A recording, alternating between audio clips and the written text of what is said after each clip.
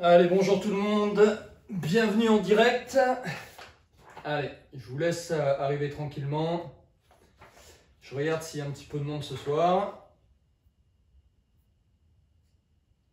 Alors ce qu'on va faire, quand vous arrivez sur le live, faites-moi un petit signe, mettez-moi un petit commentaire pour voir si le son passe bien, si vous m'entendez bien. Mettez-moi des petits pouces pour me dire si tout est OK chez vous. Et on va commencer tranquillement. De manière à ce que je puisse voir aussi si vos commentaires, je les vois. Allez, salut, je crois qu'il y a Laurence, Vincent, Lola. Salut à tout le monde. Je vous reçois à la maison, hein, presque à la maison, puisqu'on est à mon cabinet, à notre cabinet, à moi et ma charmante épouse Jessica. On est au Cercle, où tous les premiers mardis du mois, on se donne rendez-vous pour un petit live, une émission live qu'on affectionne tout particulièrement qui s'appelle The Shift. Allez, on démarre officiellement dans quelques secondes. Hein. Donc mettez-moi des petits pouces bleus quand vous arrivez.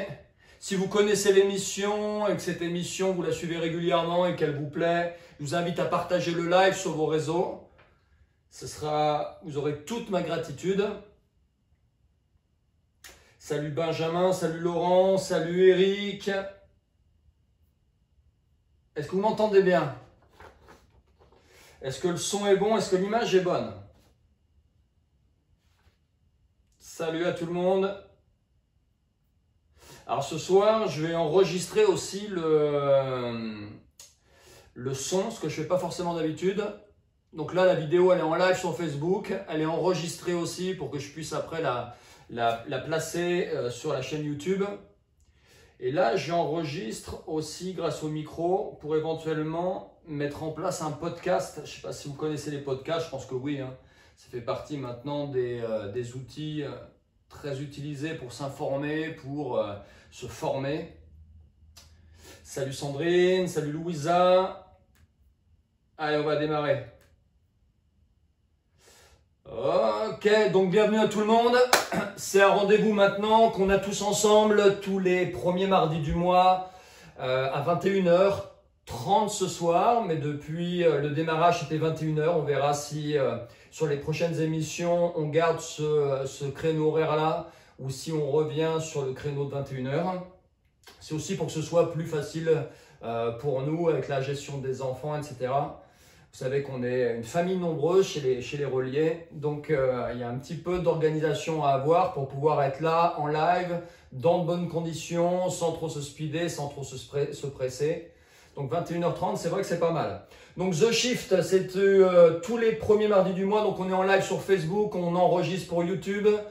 Donc le The Shift, pour les personnes qui découvrent ce soir, le terme The Shift, qu'est-ce que signifie The Shift? Ça signifie le changement ou le passage, le changement qu'on pourrait tous peut-être opérer individuellement à l'intérieur de nous pour contribuer à un changement global, et le passage qu'on arpente, que certains d'entre vous êtes peut-être en train d'arpenter en ce moment, vous avez peut-être déjà arpenté, ce chemin qui nous mène vers une version plus harmonieuse de nous-mêmes. Alors qu'est-ce qu'on fait dans The Shift? On partage avec vous, c'est beaucoup de partage autour de concepts spirituels, de croyances ancestrales. On vous parle aussi de connaissances modernes pouvant vous accompagner sur le shift que vous êtes peut-être en train d'effectuer. Ok? Allez, je regarde si vous êtes un petit peu connectés ce soir. Je dis bonjour à Kathleen. Salut Kathleen. Salut Romu qui nous regarde. Ça va Romu? Salut David, monsieur Limois. Allez, bonjour à tout le monde. Donc vous l'avez compris, c'est une question de partage, cette émission. Donc si vous connaissez un peu l'émission, vous l'avez déjà suivie, vous ne prenez pas grand risque, hein, vous voyez un peu les sujets qu'on aborde. Vous pouvez partager, je vous invite à partager si vous voulez nous soutenir, partagez directement sur vos pages ou sur vos profils personnels. Ce que je vais faire moi-même maintenant, là je suis en live sur mon profil et je vais partager le live sur les différentes pages que j'administre. En particulier la page The Shift, Donc, vous avez une page qui s'appelle The Shift dans laquelle on stocke un peu toutes les vidéos qui ont été tournées depuis le tout début. Donc ça fait un peu plus d'1 an maintenant qu'on fait cette émission. Et je vais partager aussi sur une autre page qui s'appelle Le Cercle. Donc le Cercle, c'est la page où on regroupe un peu tout ce qu'on propose comme accompagnement à notre cabinet avec Jessica. Hop là, le cercle. Boum, boum, boum. Donc je vous invite à faire la même chose, vous voyez, ça ne prend pas beaucoup de temps. Vous ne prenez pas grand risque, puisque c'est une émission en bonne compagnie, on va dire. Et nous, ça nous fait un petit peu de visibilité malgré tout, et ça permet aussi de toucher un peu plus de monde que si on était juste sur ma page. Donc ce soir, c'est une émission un petit peu particulière ce soir pour 2 raisons. La première raison, c'est que c'est la dernière émission de la saison, c'est-à-dire qu'on est au mois de juin. Juillet, août, il n'y aura pas d'émission, on se repose un petit peu. On va surtout réfléchir à comment on structure tout ça sur la prochaine saison. Et on se retrouvera donc le premier mardi du mois de septembre, qui sera le mardi 1er septembre. Pourquoi c'est une émission spéciale aussi ce soir? Pour le sujet qu'on va aborder, que je vais aborder avec vous durant l'heure et demie à peu près qu'on va passer ensemble.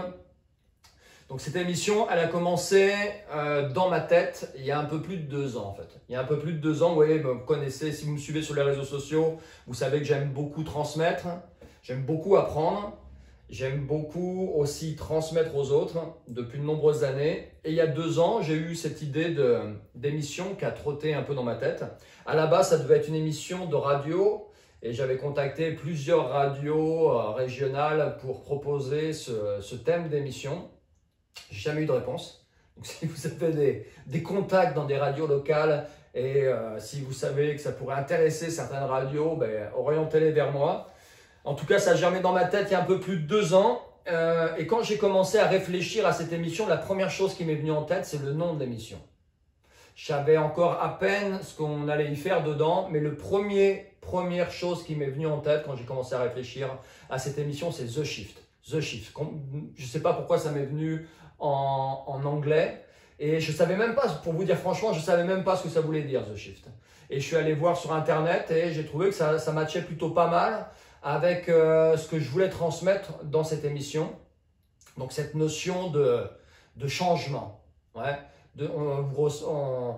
Je pense qu'on est tous, en particulier dans cette période, dans cette époque, à la recherche d'un bien-être, d'un mieux-être. On voudrait tous contribuer à ce que ce monde soit meilleur.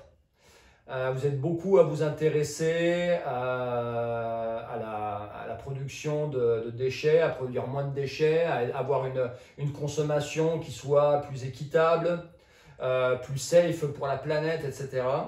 Donc on est tous un petit peu dans cette dynamique-là. Et moi je suis persuadé qu'un changement global ne peut opérer que par plein de petits changements individuels. Et mon objectif au travers de cette émission et l'objectif des personnes qui travaillent avec moi, je pense à Jessica et à Hugo que vous voyez régulièrement, c'est de vous transmettre du savoir ou en tout cas de vous aider à réfléchir sur vous-même, sur certains concepts nouveaux ou creuser certains concepts peut-être que vous connaissez déjà pour justement vous aider à opérer ce changement intérieur qui peut contribuer à un changement global. Donc The Shift, tout de suite ça a matché. Et la deuxième chose qui m'est venue en tête quand j'ai préparé cette émission, j'ai commencé à y réfléchir, c'est je me suis dit, il faut absolument que je parle des enseignements qui m'ont été transmis dans plusieurs livres que j'ai particulièrement aimés, qui s'appellent « Conversation avec Dieu ». Et pour différentes raisons, en fait, je ne l'ai jamais fait jusque-là, en fait. Je ne l'ai jamais fait jusque-là. Pourquoi je ne l'ai pas fait jusque-là ?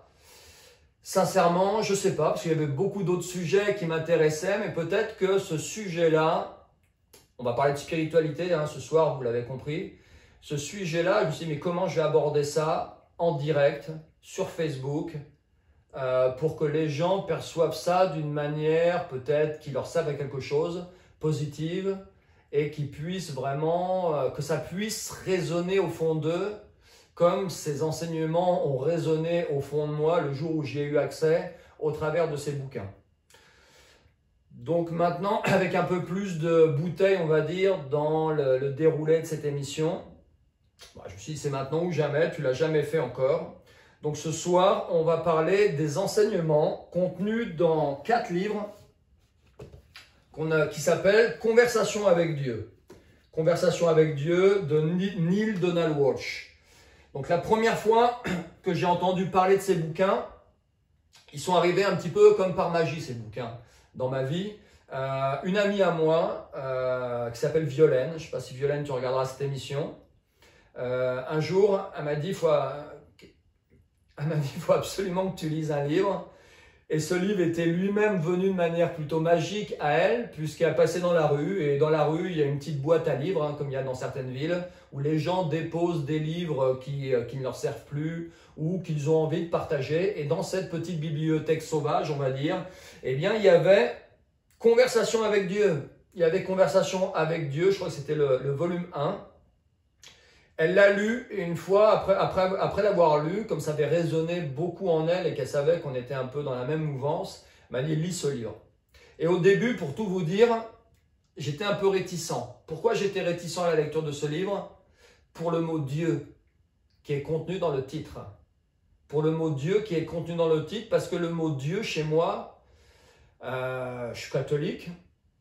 J'ai vécu dans une famille catholique, pas forcément pratiquante, mais bon, j'ai fait du catéchisme, j'étais dans des écoles privées catholiques, j'ai fait mes confirmations, etc.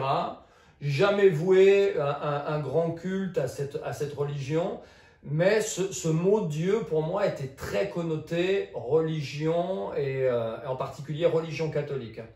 Donc je me demandais un petit peu ce dont allaient parler ces livres.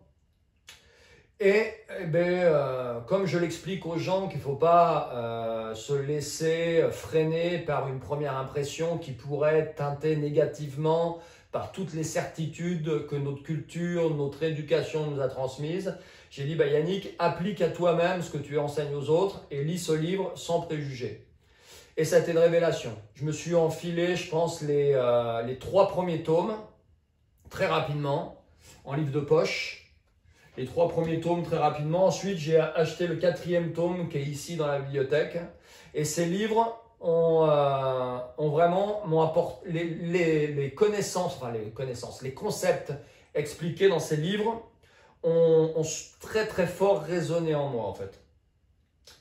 Ça a été, je pense, les enseignements les plus profonds, les plus puissants auxquels j'ai pu avoir accès ces dernières années. Donc souvent, vous me demandez, ouais, tu n'aurais pas des conseils de bouquins à nous conseiller ou des livres, des livres qui pourraient être intéressants dans tel ou tel domaine. Je pense que ce livre-là, c'est un des livres que je conseille le plus aux gens, mais je pense que c'est un des livres, ou en tout cas, ce sont des livres qui sont le moins bien reçus, encore une fois, du fait de ce titre qui contient le mot Dieu. Donc ce soir, ce que je vous invite à faire, si vous sentez que le mot Dieu vous titille un petit peu à l'intérieur et vous gêne un petit peu, remplacez-le par autre chose. D'accord? Comprenez ce que sont ces livres. Ce sont des livres qu'on appelle canalisés. Canalisés. Un livre canalisé, qu'est-ce que c'est? On parle aussi parfois de channeling. Un channel ou un canal, c'est un être humain comme vous et moi qui a accès à des plans de conscience supérieurs. Et de ces plans de conscience supérieurs, on lui transmet des enseignements. Ça peut être par clairaudience, ça peut être par écriture intuitive, ça peut être par image, par flash, ça peut être par clairvoyance, clairsentience, bref, il reçoit des messages qui ont pour but, il canalise des messages de plans de conscience supérieure dans l'objectif, en fait, de transmettre ces enseignements au plus grand nombre. Donc, il y a de nombreux livres qui parlent de spiritualité, qui enseignent des concepts spirituels très profonds, qui ont accompagné des millions de personnes à travers le monde, qui sont canalisées. Donc ce bouquin en fait partie, hein. Conversation avec Dieu, c'est plus de 7 millions de lecteurs, 27 langues différentes, donc de Neale Donald Walsch, d'autres canaux ou channels très réputés aux États-Unis. Vous avez Esther et Jerry X avec les écrits. Eux, ils canalisaient, enfin elle canalisait, sa femme, des messages d'un collectif d'entités qui étaient dans des plans de conscience supérieure. Elle était en transe et elle écrivait. Non, elle dictait à son mari, pardon, les enseignements que lui retranscrivait par écrit. Ok ? Pour Neale Donald Walsch, lui, il entendait. Ce sont souvent des gens, en fait, qui, à un moment donné, ça leur tombe un petit peu sur le dos, comme ça, un peu au hasard, peut-être après un certain cheminement aussi interne ou pas. Et souvent, ce sont des personnes qui sont un peu perturbées par ces messages qu'ils reçoivent, parce qu'ils sont beaucoup au début dans le non, c'est pas possible. Je suis en train de devenir fou, c'est mon subconscient qui me parle, c'est pas possible. Et souvent, enfin, il y a quelques années en arrière, ces gens-là, on les enfermait. Hein, on les enfermait dans des asiles, dans des asiles psychiatriques. On les mettait sous camisole, on les mettait sous chimie, on leur faisait des électrochocs pour essayer justement de les remettre dans le droit chemin. Heureusement, ça a changé, pas depuis longtemps, mais ça a changé, ce qui fait que ce style de personne maintenant peut parler librement de ce qu'il vit et de ce qu'il expérimente en tant que canal. Si vous vous rappelez la toute première émission qu'on avait fait ici, que j'avais fait avec Cathy Heger. Cathy Heger est canal aussi. Elle canalisait, elle en particulier, les esprits de la nature. Bref, il y a aussi beaucoup de personnes qui canalisent sans s'en apercevoir véritablement. Ouais, je pense qu'il y a beaucoup d'artistes, que ce soit dans le milieu du cinéma, de la musique, de l'art en général. On parle souvent d'inspiration. L'inspiration, c'est quoi? Quelque part, c'est d'où elle vient cette inspiration? Parfois, elle vient de certains plans, et le fait d'être en phase avec soi-même à ce moment-là, on est comme une antenne qui est sur le bon canal, qui nous permet de recevoir les informations, et arrive très vite en nous cette inspiration qui va faire qu'en une nuit, certains artistes vont écrire une chanson ou une mélodie qui va marquer des générations pendant des années, qui va inspirer des personnes pendant des années, ou alors des personnes vont avoir l'idée d'un film qui va avoir un grand succès, et ce film, au-delà du succès peut-être visuel, va transmettre un message profond sans forcément que le réalisateur de ce film ou que la personne qui est à l'origine de ce film en ait véritablement conscience de cette canalisation. Donc, il m'a fallu du temps pour recevoir les enseignements de ces bouquins. Je les ai lus 2 fois, ces livres. Je suis même en train de les lire une 3e fois. La première fois que j'ai lu ces conversations avec Dieu, je suis parti du principe que, effectivement, Neale Donald Walsch était canal et que ce monsieur retranscrivait dans ses bouquins les discussions qu'il avait avec une conscience supérieure, qu'il nomme Dieu dans le livre. Si Dieu vous gêne, encore une fois, vous pouvez remplacer Dieu par conscience supérieure, par la source, l'univers, la vie. C'est la vie qui lui parle, c'est l'univers qui lui parle, c'est la source qui lui parle, c'est une conscience supérieure qui lui parle, c'est Dieu qui lui parle. Mettez ce qui vous arrange le mieux, d'accord? Ce soir, moi, je vais parler de conscience supérieure parce que le terme me va bien. Donc, la première fois que je l'ai lu, j'ai lu ses écrits. J'avais déjà eu accès, moi, à tous ces concepts-là. J'avais déjà lu des livres canalisés. Mais les livres canalisés que j'avais lus jusque-là ne parlaient pas de Dieu. Ouais, ne citaient pas Dieu. Donc, je les avais reçus beaucoup plus facilement.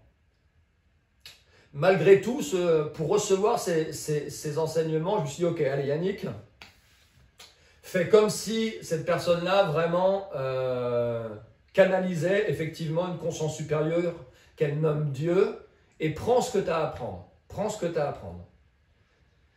Et très rapidement, dès le premier chapitre du premier volume, il y en a 4 de ces conversations avec Dieu, j'ai tout de suite accroché. Ça a tout de suite résonné très fort en moi. Vous savez, quand vous êtes dans un livre qui résonne en vous, bah déjà émotionnellement, ça vous fait quelque chose. Vous avez envie d'en parler à tout le monde. Vous avez envie d'être au journal de 20 heures en disant hey, stop, arrêtez tout, lisez ce qu'il y a de marqué dans ce livre. C'est extraordinaire. J'en parlais autour de moi, j'en parlais à mon épouse, j'ai même essayé d'en parler à mes enfants. Tellement ces enseignements qui étaient à l'intérieur de ce livre me paraissaient pertinents par rapport à l'époque qui est la nôtre, par rapport aux questionnements qu'ont beaucoup de gens en ce moment. Deuxième lecture que j'ai eue, j'ai fait l'inverse. Je me suis dit, écoute, fais l'inverse. Pars du principe que ce mec, il a juste cherché à faire un gros buzz marketing. Il a raconté du pipeau. En fait, c'est lui qui retransmet ses pensées, son analyse, ses réflexions. Et j'ai relu les conversations avec Dieu de cette manière-là. En partant du principe que, en fait, non, c'était vraiment la réflexion d'un homme. Et au final, bah, le résultat était le même, en fait. Au final, le résultat était le même parce que peu importe la manière, au final, dont vous recevez ces enseignements, que vous confirmiez dans votre fort intérieur qu'ils viennent d'une conscience supérieure ou qu'ils viennent juste de la cogitation de quelqu'un qui fait bien partie de cette réalité qu'est la nôtre, au final, peu importe. Pourquoi peu importe? Parce que dans les deux cas, ces enseignements m'ont fait beaucoup de bien. M'ont fait beaucoup de bien. Et c'est ce que je vous conseille, ou c'est ce que je conseille aussi à beaucoup de gens, c'est lis, ouvre-toi. Si pour lire ce livre, ça t'aide de dire que cette personne-là, c'est juste du marketing et que non, c'est la réflexion d'un être humain comme nous qui est retransmis dans ce livre, bah, prends ce livre et ses enseignements de cette manière-là et regarde ce que ça fait au fond de toi. Regarde ce que ça fait au fond de toi. Est-ce qu'en lisant ce livre, tu trouves que ce qui est enseigné est pertinent? Est-ce que ça te permet, toi, de réfléchir sur ta vie, sur la vie en général, de manière constructive, positive? Est-ce que ça te fait, quand tu termines le bouquin, est-ce que ça te fait te sentir mieux ou te sentir moins bien? Ouais. Et peu importe le cas de figure, à chaque fois, ça a été vraiment un souffle. Ouais, on parle d'inspiration. Ben, moi, c'était un souffle que j'ai reçu à chaque fois.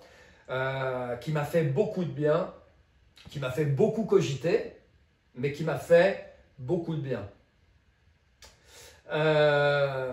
J'avais déjà, moi, entendu parler de certains des concepts qui sont avancés dans ces livres, en m'intéressant en particulier à certaines cultures ancestrales. Je m'intéresse à l'Ayurveda, je m'intéresse au chamanisme amérindien, au peuple premier.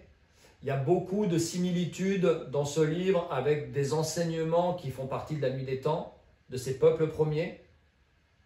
Mais ce livre aussi a résonné avec certains concepts beaucoup plus modernes, certaines sciences beaucoup plus modernes sur lesquelles je me suis aussi un petit peu documenté, en particulier la physique quantique. Et si vous voulez, ces 4 livres m'ont permis en fait de... L'image que je donne, je ne sais pas si c'est forcément la meilleure, mais en tout cas c'est une image qui me parle à moi, ça agit un peu comme s'il y avait, il y avait plusieurs pièces d'un puzzle. Depuis plusieurs années, je m'étais intéressé à plein de choses. C'est comme si j'avais eu entre mes mains plein de pièces d'un puzzle. Plein de pièces d'un puzzle. Et sur mon bureau, j'avais commencé à assembler le puzzle.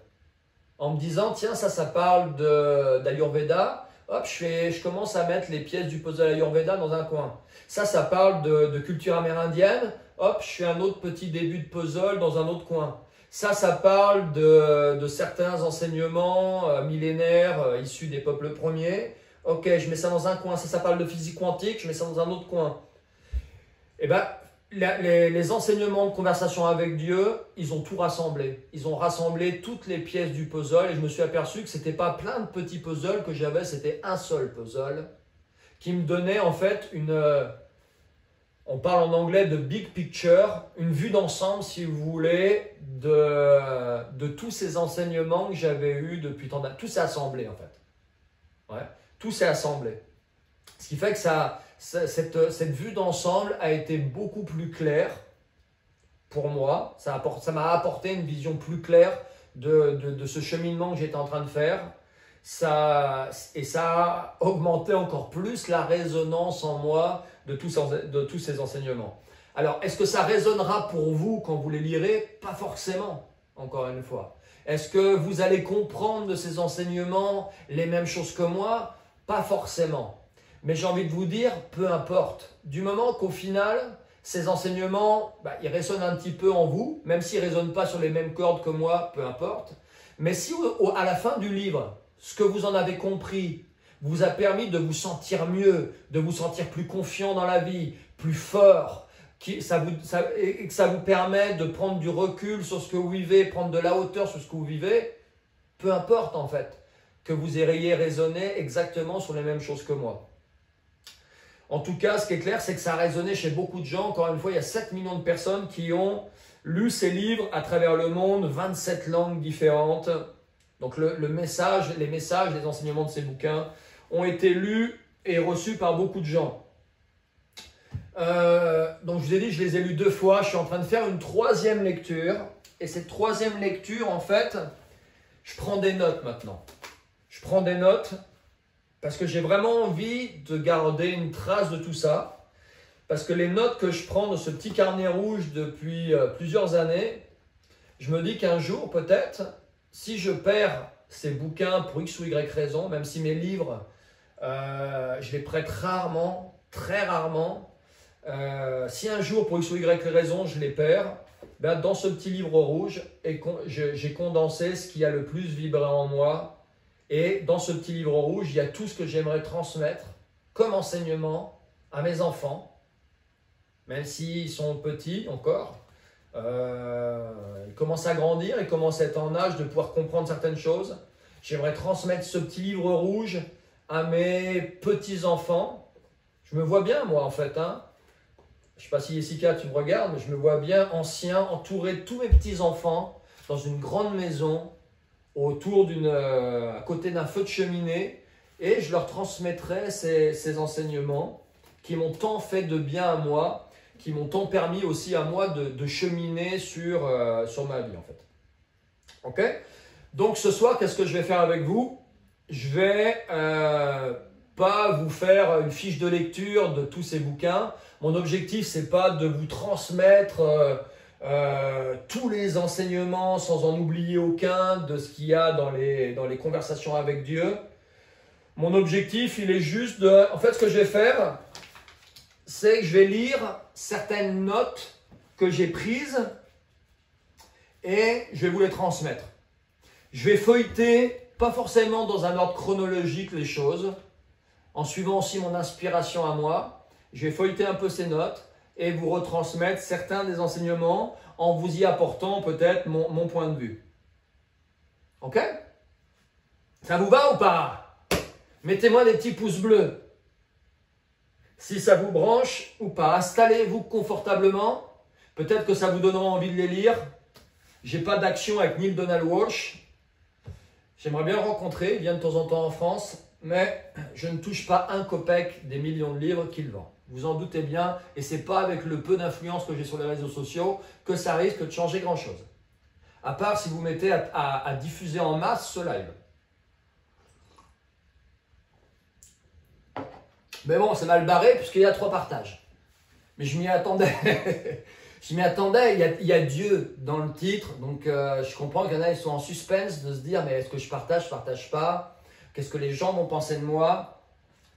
Mais moi, ce qui éponge, s'il vous plaît, le côté Dieu dans le titre, c'est mon look. Ouais, je suis là sur mon canapé. avec mes tatouages et ma manière de parler de tout ça, on voit bien qu'on n'est pas dans une cathédrale, c'est que c'est pas un évêque, c'est pas le pape qui est en train de nous parler. On y va? Allez. Alors souvent on me demande, quand j'aborde le thème de la spiritualité avec les gens, je pose beaucoup de choses sur la spiritualité, on me dit, ouais, j'aimerais bien me mettre en relation avec mon âme, j'aimerais bien me mettre en relation avec mes guides, j'aimerais bien me mettre en relation avec mes anges gardiens. Vous avez fait une émission avec Jessica sur les oracles, les guides, les anges gardiens, etc. Mais je ne sais pas comment faire, je ne sais pas, etc. Ben, qu'est-ce qu'on nous enseigne dans ces conversations avec Dieu? C'est qu'on est en permanence en fait. En permanence, nous sommes en connexion avec cette conscience supérieure qu'on pourrait appeler Dieu, avec ces entités vivant dans cette réalité qui a un niveau vibratoire bien plus élevé que le nôtre, qu'on pourrait appeler nos guides spirituels ou les anges, qu'on s'est choisis pour venir dans cette réalité-là. En permanence, on communique au travers de nos sentiments en fait, au travers de nos ressentis. Donc, un des premiers mots qui sont dits dans ces conversations avec Dieu, c'est « si tu veux savoir ce qui est vrai pour toi sur une chose précise, observe comment tu te sens. Observe comment tu te sens. » Donc, les émotions, en fait, qu'est-ce qui est enseigné dans beaucoup de ces écrits canalisés, en particulier dans Conversation avec Dieu, c'est qu'on n'est jamais perdu dans nos vies. Et c'est en ça que je vous dis que moi, ça m'a rassuré en fait. Ouais, je pense qu'une des peurs qu'on a, c'est de se dire, mon Dieu, mais j'ai peur de louper ma vie, j'ai peur de passer à côté de ce que je dois faire dans cette vie. Mon Dieu, si je me réveillais un jour en m'apercevant que je n'ai pas vécu, etc. On a peur de se perdre parfois dans cette vie, surtout dans cette vie moderne où on part un peu dans tous les sens. Ben là, on nous apprend qu'à l'intérieur de nous, en permanence, on est guidé. En permanence, on est guidé. À l'intérieur de nous, on a un GPS très fort. Et ce GPS qui nous permet de nous orienter dans ce chemin, savoir si les choix que nous prenons sont bons pour nous, eh bien, ce sont nos émotions en fait. Nos émotions. Est-ce que je me sens bien? Est-ce que je me sens mal? Si je me sens bien, en gros, voyez ça comme un grand feu vert qui vous dit, allez, vas-y, continue. Continue, va dans ce sens, continue de faire ce que tu fais, continue de penser ce que tu penses, continue de dire ce que tu dis, parce que ce que tu vibres, ce qui émane de toi là, t'emmène exactement dans la direction d'une version plus grande de toi, plus harmonieuse de toi, et le vent qui te souffle dans la bonne direction. Et lorsqu'on se sent mal, le message, il est inverse. À nouveau, c'est des messages qu'on reçoit d'autres plans qui nous disent « Stop, stop, soit ce que tu fais, soit ce que tu dis, soit ce que tu penses, parce que la vibration qui émane de toi en raison de ces actions ou de ces pensées crée une réalité qui n'est pas forcément en phase ou pas en harmonie avec ce que tu es véritablement venu expérimenter dans cette réalité. Ouais. Donc c'est la première chose, on n'est jamais perdu.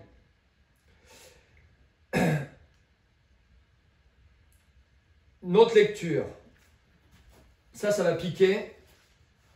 Tu ne recevras pas ce que tu demandes et tu n'auras rien de ce que tu veux parce que ce que tu demandes est l'affirmation d'un manque. Et le fait de dire que tu veux quelque chose ne sert qu'à produire cette expérience précise. Le fait de vouloir, entre parenthèses. C'est-à-dire que, qu'est-ce qu'on nous apprend? Moi, qu'est-ce qu'on m'a appris depuis tout petit? Qu'est-ce qu'on m'a appris quand j'allais à l'église le dimanche avec ma grand-mère qui me traînait pratiquement par les oreilles pour me dire « Yannick, va à l'église », etc. Ça faisait bien d'aller à l'église à cette époque-là, le dimanche matin, donc j'y allais pour faire plaisir à ma mère, à ma grand-mère, même si c'était, je pense qu'elle devait me courir, elle me courait après dans la maison de mes grands-parents pendant un quart d'heure pour arriver à me mettre dans la voiture. On priait à l'église. Et qu'est-ce que c'est la prière? Enfin, comme nous on l'a fait, comme nous on l'aperçoit, qu'est-ce que font les gens? Souvent ils demandent. Ouais, ils demandent. Ils prient pour une meilleure réalité. Ils prient pour avoir la promotion qu'ils aimeraient avoir dans leur travail. Ils prient pour être en meilleure santé. Ils prient pour que leur famille soit en bonne santé. Ils prient pour recevoir l'abondance, etc. Qu'est-ce qui nous explique, qu'est-ce que nous enseignent ces conversations avec Dieu? C'est que lorsqu'on est dans cette quête, dans cette phase où on demande, ce qui émane de nous, la vibration qui est derrière tout ça, c'est une vibration de manque. Et ce qui compte, c'est pas les mots que vous employez, c'est pas le fait que vous demandiez quelque chose, c'est la vibration qu'il y a derrière. Et la vibration qu'il y a derrière, c'est une vibration du manque. Lorsque vous demandez la santé, vous vibrez le manque de cette santé. Lorsque vous demandez l'argent dans vos prières, vous vibrez le manque de cet argent dans votre réalité. Et donc, ce que vous renvoyez comme demande à l'univers ou dans les plans de conscience supérieure, c'est cette vibration de manque. Donc, vous allez recevoir en retour, parce que dans ces plans de conscience supérieure, ils ne sont pas là pour juger ce que vous souhaitez. Ils vont vous renvoyer ce que vous demandez. Et ce que vous demandez, ce n'est pas les mots qui comptent, c'est la vibration qu'il y a derrière. Et si la vibration, c'est une vibration de manque, ils vont vous envoyer, parce qu'ils vous aiment très fort, encore plus de manque. Donc vous aurez encore plus de raisons de ressentir le manque d'argent, le manque de santé, le manque de bonheur, le manque d'amour dans votre vie. Donc la solution à ça, la vraie prière, qu'est-ce que c'est? Qu'est-ce qu'il nous enseigne dans cet enseignement? Et si vous lisez certains enseignements en physique quantique, en particulier les écrits de Greg Braden, qui a étudié la physique quantique et qui a aussi étudié un peu certaines traditions spirituelles en lien avec le bouddhisme en particulier, que la prière ultime, c'est la gratitude en fait. La gratitude est l'affirmation la plus puissante faite à Dieu ou à une conscience supérieure, une affirmation à laquelle j'ai répondu, donc là c'est lui qui parle, avant même que tu demandes. Donc le fait de remercier une conscience supérieure à l'avance pour l'expérience que tu souhaiterais faire dans cette réalité, c'est que la vibration qui émane de toi n'est plus du tout la même. C'est une vibration, c'est que tu réagis, tu vibres comme si ça faisait déjà partie de ta réalité. Tu remercies pour l'argent qui est sur ton compte alors qu'il n'y est pas encore. Tu remercies pour la santé que tu as retrouvée alors que tu es toujours malade. Tu remercies pour l'amour qui est rentré dans ta vie alors que tu es toujours seul, que tu viens de te taper 2 mois de confinement seul dans ton appartement. Le fait de remercier et de visualiser cette réalité et d'avoir de la gratitude au fond de soi pour cette réalité, c'est ça la prière ultime. C'est ça que nous enseignent les traditions ancestrales. C'est de vibrer cette gratitude et c'est le fait de vibrer cette gratitude qui amène à nous ce que l'on souhaite dans notre réalité. Donc ne supplie jamais, apprécie. Donc il y a une grande notion de foi derrière tout ça, une grande notion de foi dans le fonctionnement en fait de tout ça en fait.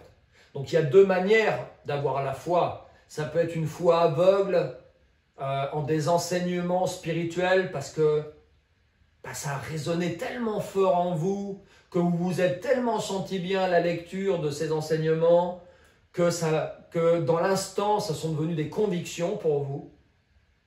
Ouais, il y a des moments comme ça, on sent les choses. Ouais. Quand on fait taire l'intellect, parfois dans nos vies, je suis sûr que ça vous est déjà arrivé, il y a des fois, on sent les choses, on sait.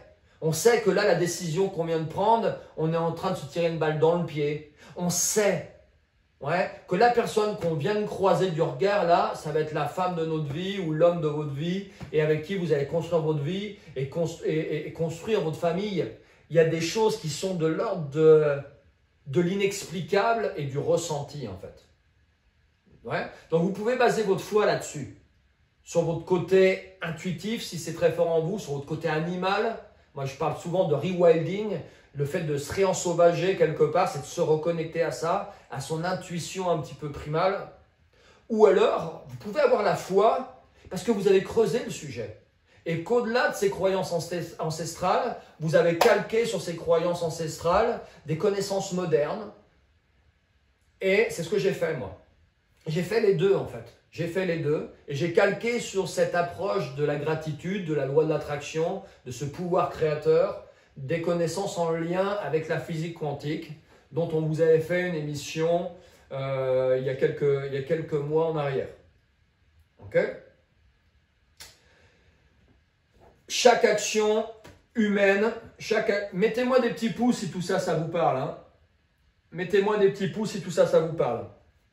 Qu'est-ce qui est enseigné? Chaque action humaine est motivée à deux niveaux. Au niveau le plus profond de nous-mêmes, quand on prend une décision dans notre vie, elle est motivée par deux choses. Et ça rejoint ce que je vous disais tout à l'heure quand je vous parlais de GPS interne. Soit elle est motivée par la peur, soit elle est motivée par l'amour. Ouais. J'ai peur de manquer d'argent, donc j'accepte de faire ce job, même si ça ne vibre pas au fond de moi. J'ai peur de me retrouver seul, donc j'accepte de vivre avec cette personne-là, même si elle ne me correspond pas. On sait tous où ce style de choix dans nos vies nous mène. Il ne nous mène pas forcément vers des périodes de nos vies où on est le plus en harmonie avec nous-mêmes. Attention, ça ne veut pas dire que ce n'est pas des périodes de votre vie où vous allez beaucoup apprendre. C'est peut-être justement en ayant traversé ces phases de votre vie où vous avez été guidé par la peur, où vous n'étiez pas bien, etc., que maintenant, parce que vous avez tiré les enseignements de tout ça, que vous ne le faites plus en fait. Et que vous êtes qui vous êtes maintenant. Et que vous prenez les choix que vous prenez maintenant qui vous permettent d'être alignés complètement avec vous dans votre vie. Alors je ne sais pas si vous avez vu la série Game of Thrones. Mettez-moi des petits pouces là si vous avez vu la série Game of Thrones. Alors, si vous n'avez pas vu la série Game of Thrones, je vais spoiler un peu, mais pas beaucoup. Bon, maintenant, elle date la série quand même. Hein. Si vous ne l'avez pas vue, c'est que vous ne vouliez pas la voir. Donc, je peux spoiler un peu la fin. À la fin, si vous ne voulez pas être spoilé, bouchez-vous les oreilles. À la fin, il y a le héros, un des héros, qui est là sous son arbre, dans son fauteuil roulant. Et les méchants arrivent. Les méchants arrivent. Les méchants, c'est des sortes de morts vivants, les White Walkers, les marcheurs blancs.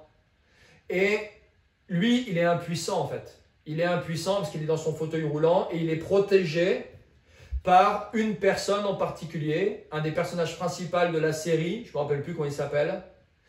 Et ce personnage-là de la série, il est très sombre dans la série. C'est-à-dire qu'à un moment donné, par peur, par jalousie, parce qu'il a fait des choix qui l'ont fait passer du côté obscur de la force. Ce qui fait qu'il a fait beaucoup de mal à la famille de la personne qu'il veut défendre maintenant. Et là, il sait qu'il va mourir. Il sait qu'il va mourir. Les marchands blancs, ils arrivent. Ils sont des milliers de fois plus nombreux que lui et ses quelques soldats qui sont là pour protéger le héros. Et un peu comme quand on sait que la fin est proche, on cherche à le réconfort.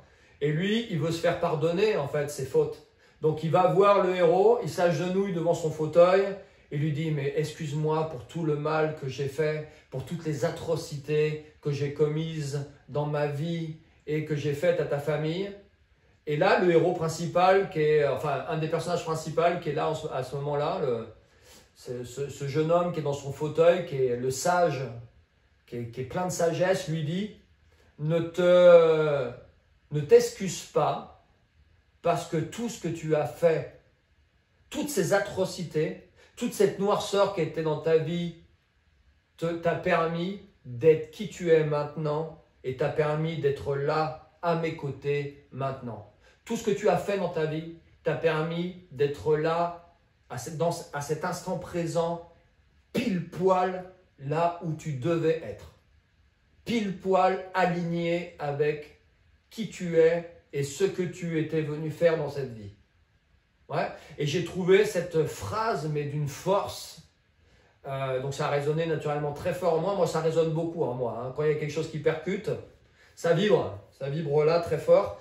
Et ça a vibré tellement fort. Donc c'est ça en fait. Parfois, on est on est guidé par nos peurs dans nos vies, on est dans le côté sombre de nos vies, où parfois on culpabilise d'avoir été dans la noirceur dans nos vies, alors que peut-être c'est justement le fait d'avoir arpenté ce côté sombre qui fait qu'aujourd'hui vous êtes qui vous êtes et que vous portez les actes que vous portez dans votre vie.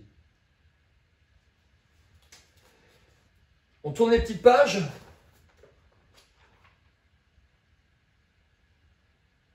Alors, un concept qui est expliqué, qui est très intéressant, un concept au niveau du temps. Le temps. Le temps n'existe pas. Toute chose existe simultanément. Tous les événements se produisent en même temps. Accrochez-vous à votre siège. Ce livre est en train de s'écrire et tout en s'écrivant, il est déjà écrit. Il existe déjà. En fait, c'est de là que tu tires toute cette information du livre qui existe déjà. Tu ne fais que le mettre en forme. Une autre... Donc ça, c'est un concept un petit peu parfois difficile à comprendre. C'est de se dire en fait que qu'il n'y a que dans cette réalité-là, que dans notre réalité dans laquelle on vit nous en ce moment-là, qu'il existe un avant, un présent et un futur. Dans la plupart des autres réalités, le temps n'existe pas. Le seul instant qui existe, c'est l'instant présent. Donc, qu'est-ce qui est expliqué? On parle à un moment donné dans ce livre de vie antérieure. Et il nous explique en fait que toutes nos vies, nous les vivons en même temps. Imaginez un axe vertical. Imaginez, vous voyez ce qu'il y a sur les bureaux parfois là. Je ne sais pas comment ça s'appelle, là, une sorte de pointe vers le haut et vous y enfoncez des feuilles importantes pour vous, vous avez pris des notes. Eh bien, toutes ces feuilles représentent en fait toutes les réalités que nous on appellerait vie antérieure et vie future. Toutes ces réalités, toutes ces vies sont sur le même axe de temps. Et toutes ces réalités, toutes ces vies sont interconnectées les unes aux autres. Certaines de vos vies sont plus en relation avec d'autres.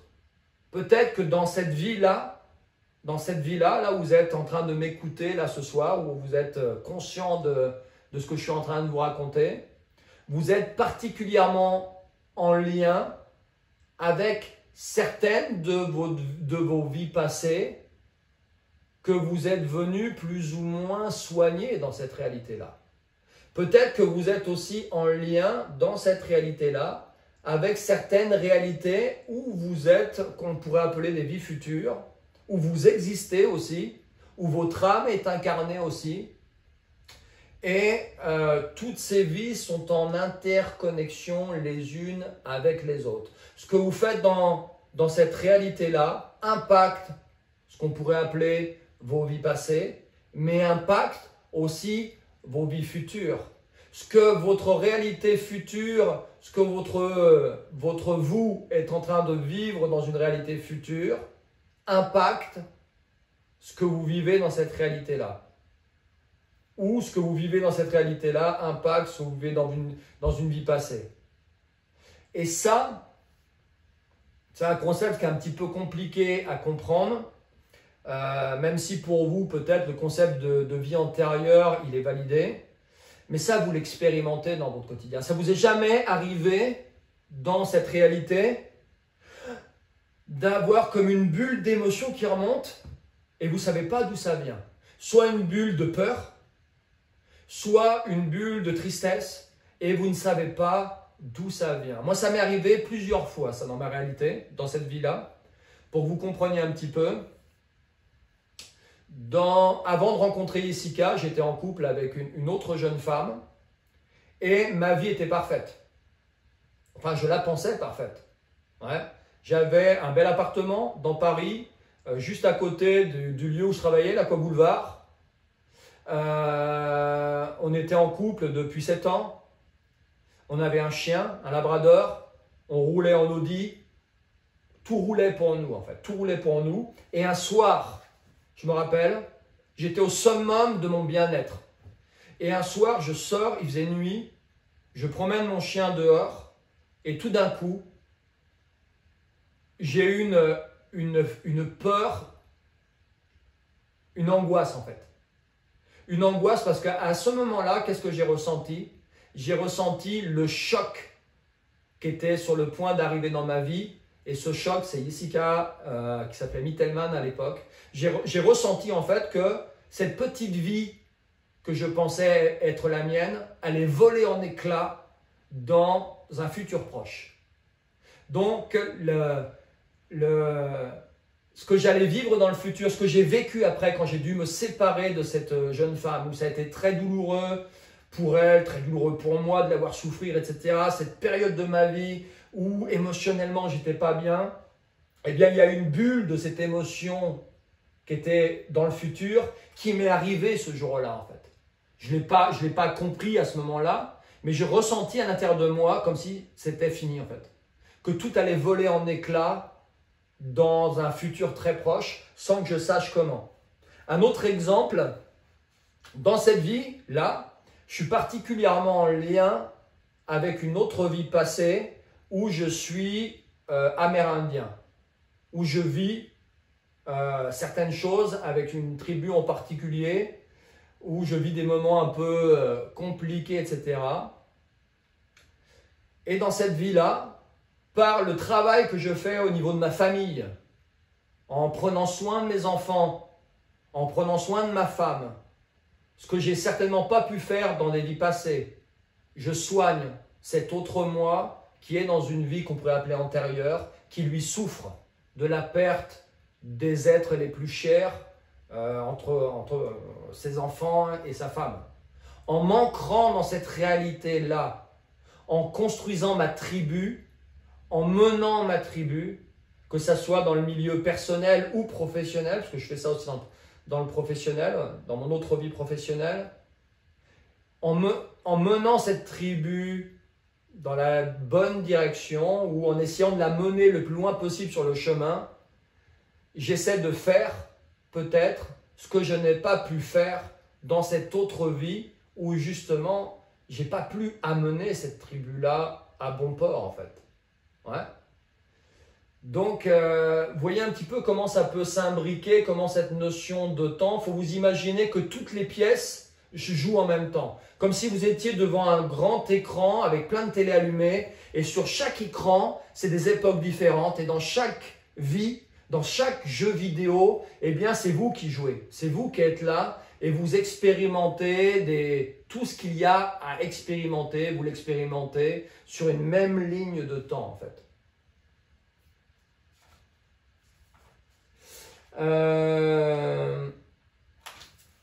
Je reviens un petit peu.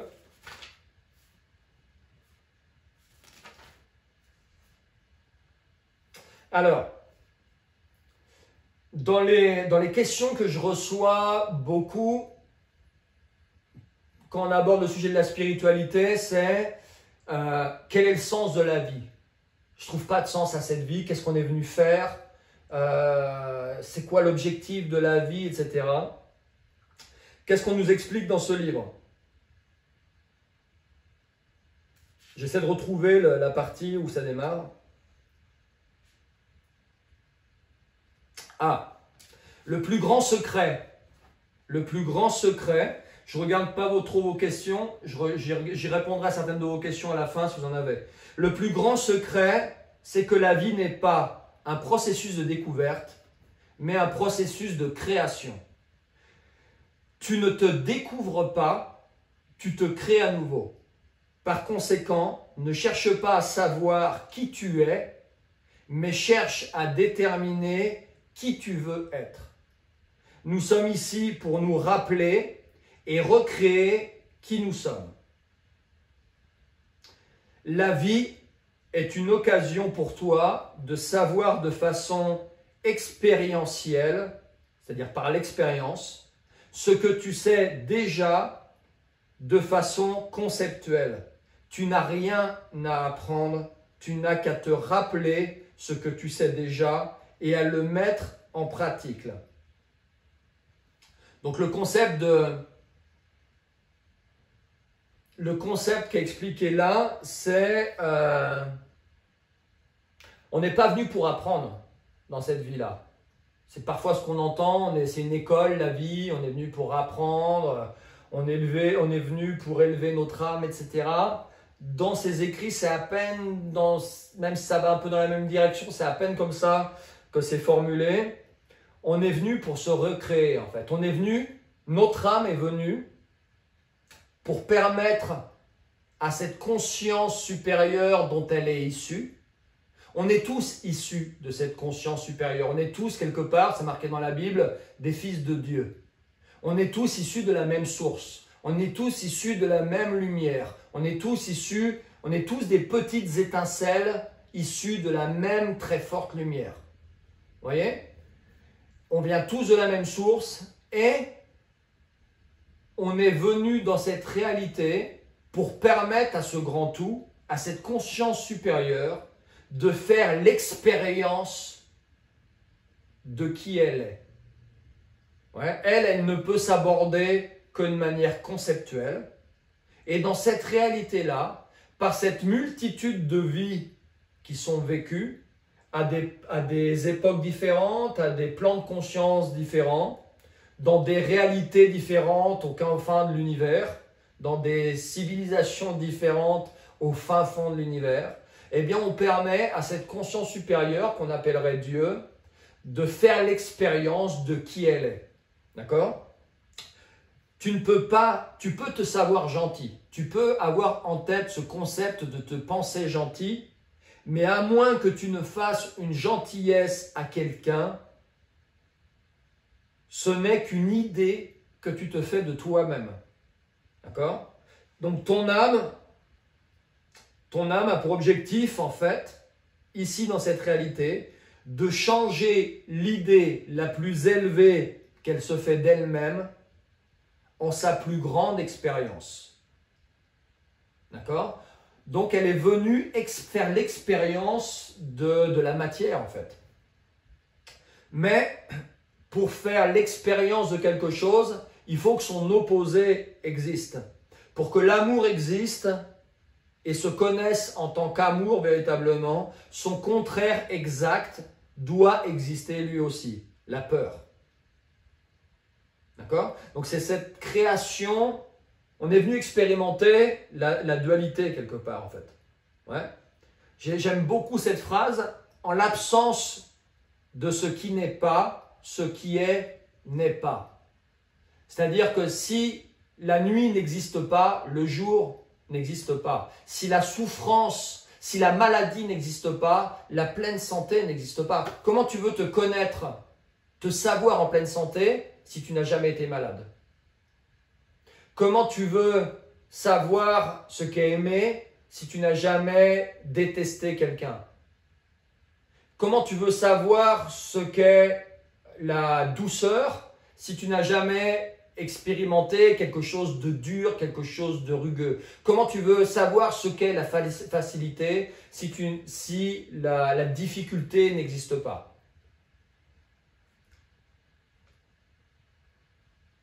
Donc le but qu'a cette conscience supérieure en te créant, c'est l'objectif qu'a cette conscience supérieure, c'est de se connaître elle-même, faire l'expérience d'elle-même au travers de toutes ces expériences humaines, ces milliards de personnes à travers le monde, dans notre réalité, mais c'est des milliards et des milliards d'expériences qui sont vécues en même temps. Et cette conscience supérieure a pour objectif de...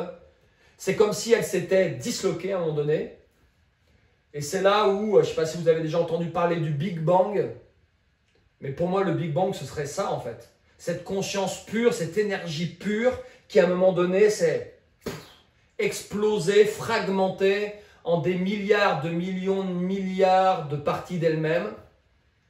Et maintenant, elle essaie, dans toutes ces réalités où elle existe, de faire l'expérience de qui elle est jusqu'à retrouver son unité en fait. Jusqu'à retrouver son unité.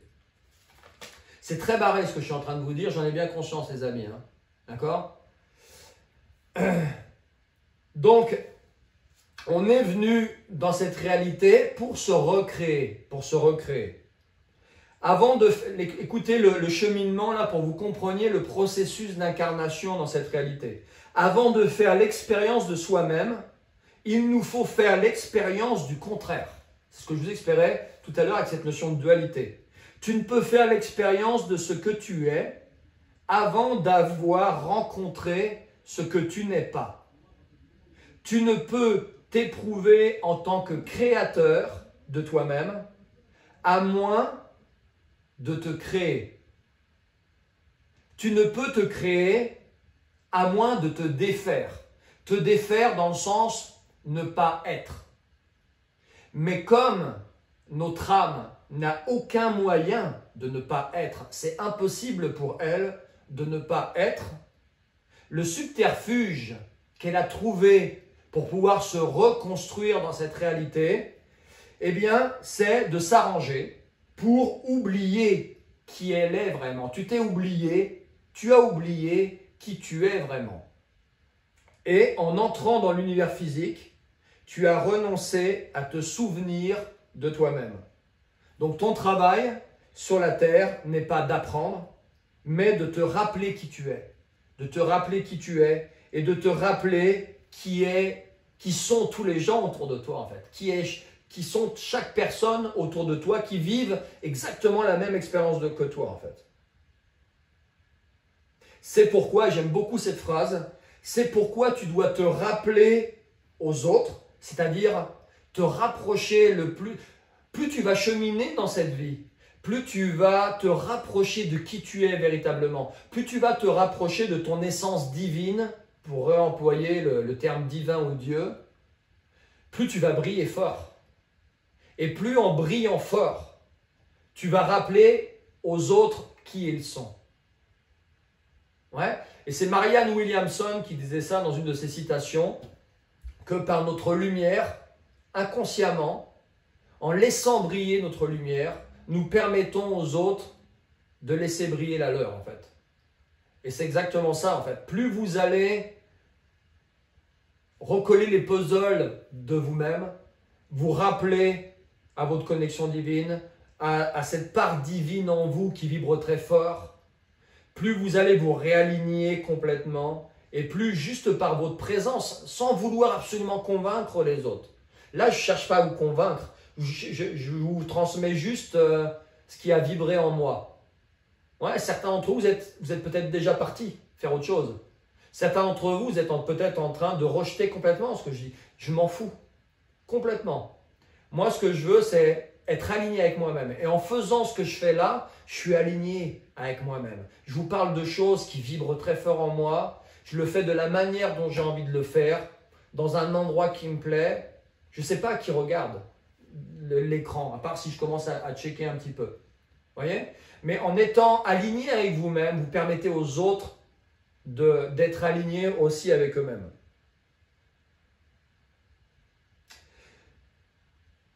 C'est un peu l'exemple pour vous compreniez encore d'une autre manière. Vous avez peut-être lu ça. C'est l'exemple que je donne parfois pour aider les gens à comprendre. C'est comme si moi j'aime bien considérer, on parle parfois que la vie est un jeu. Pour moi, c'est au-delà d'un jeu, la vie ce serait un escape game. Vous savez ce que c'est les escape games? Ouais. Eh bien, imaginez votre âme, c'est-à-dire la version la plus élevée de vous-même, le vous qui est dans un plan de conscience bien supérieur, qui vibre très fort. Et lui, il a cette idée de lui-même, mais il veut faire l'expérience en fait. Il veut faire l'expérience de la noirceur, de la lumière, il veut faire l'expérience de l'amour, il veut faire l'expérience de la souffrance, il veut faire l'expérience de la douceur, il veut expérimenter. Donc, il se choisit un jeu, il planifie un jeu, il se programme un jeu, un escape game géant. Super. C'est lui qui s'est planifié en fait tout le jeu, avec l'aide de conseillers naturellement, qui sont vos guides spirituels. Vous avez planifié le jeu dans lequel vous alliez rentrer. Et je peux vous dire que vous vous êtes amusé à le planifier ce jeu. Peu importe les souffrances que vous êtes en train de vivre maintenant, Là, vous allez me dire, il abuse peut-être. C'est difficile à percevoir quand on est dans le caca et qu'on souffre en ce moment. Mais vous avez expérimenté. Voilà, vous avez décidé de rentrer dans ce jeu. C'est vous qui avez paramétré le jeu. C'est vous qui avez mis le niveau de difficulté de ce jeu. C'est vous qui avez mis le boss final, la difficulté des niveaux en place. C'est vous qui avez mis les pièges dans lesquels vous êtes tombés. C'est vous qui avez choisi le jeu. Et pour que ce jeu soit pleinement le jeu le plus kiffant, le plus tripant, vous saviez qu'à la seconde où vous alliez rentrer dans ce jeu, vous alliez tout oublier jusqu'à l'existence de ce jeu. Vous alliez oublier les règles de ce jeu. Vous alliez oublier en fait ce que vous étiez venu faire dans ce jeu. Mais pour pas vous perdre, vous avez mis des indices dans ce jeu. Des rencontres, des discussions, des émissions. Vous avez peut-être mis aussi, vous saviez que vous pouviez faire confiance à un GPS interne, que vous le vouliez ou non, qu'elle allait quand même un peu vous guider, vos émotions. Ouais, quand on fait quelque chose dans laquelle on n'est pas bien, en général, quand on met la main sur du feu, en général, ça fait mal, on a envie de la retirer. Parfois, émotionnellement, c'est ce qu'il faudrait faire dans notre vie. Je ne me sens pas bien là, dans la situation que j'expérimente. C'est juste en fait la version la plus élevée de vous-même qui est en train de regarder ce que vous faites dans le jeu et vous envoie comme message, vas-y, pas par là, va à droite, va à droite. Oh putain, le blaireau, il va à gauche. Tu vas à gauche, ok, je t'envoie cette émotion de merde là qui te fait bien comprendre que tu n'es pas dans la bonne direction. Ouais. Et quand est-ce qu'on se rappelle de ce jeu? Au moment où on le quitte, le jeu. Et là, à nouveau, on rigole. On rigole. On redécouvre le parcours qu'on a eu, les difficultés. On revoit qu'on n'avait pas conscience que c'était un jeu et à quel point peut-être maintenant ça nous paraît rigolo de nous voir réagir comme ça parce qu'on avait oublié. Vous avez peut-être vu parfois des spectacles, je ne sais pas si vous avez déjà vu Mesmer en spectacle, des spectacles d'hypnose où Mesmer il hypnotise quelqu'un, il lui fait faire des imbécilités, tout le monde rigole dans le public. Il le transforme en chien ou il n'arrive plus à compter, il ne sait plus compter jusqu'à 5, le chiffre 4 n'existe plus, ce qui fait qu'il compte, il a 6 doigts. Tout le monde rigole et lui ne comprend pas pourquoi. Pour lui, il n'a pas conscience en fait qu'il est sous hypnose. Il n'a pas conscience quelque part qu'il est en train de jouer dans un jeu. Le jeu de l'hypnose qu'est en train de lui faire jouer Mesmer. Il n'a pas conscience de ça. Mais lorsqu'il va sortir de l'hypnose et qu'il va voir les images de l'émission, qu'il va voir qu'il avait l'impression qu'il avait 6 doigts ou qu'il s'est transformé en chien ou qu'il a fait la poule pendant 5 minutes pour amuser la galerie, il va rigoler. Peut-être jaune, mais il va rigoler. Mais sur le moment, il n'en avait pas conscience de ça. Et notre vie, c'est un petit peu la même chose en fait. C'est un petit peu la même chose. Ok? Je tourne les pages. Dites-moi si ça vous parle un peu, tous ces concepts-là. Mettez-moi des petits pouces. Si ça vous parle, partagez les amis sur vos réseaux.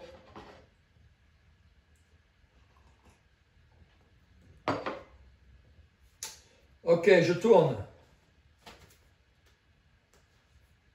Un concept qui pique. Vous voulez que je vous donne un concept qui pique? Qui est expliqué dans le livre? Mettez-moi des petits pouces si vous voulez que je vous explique un concept qui pique.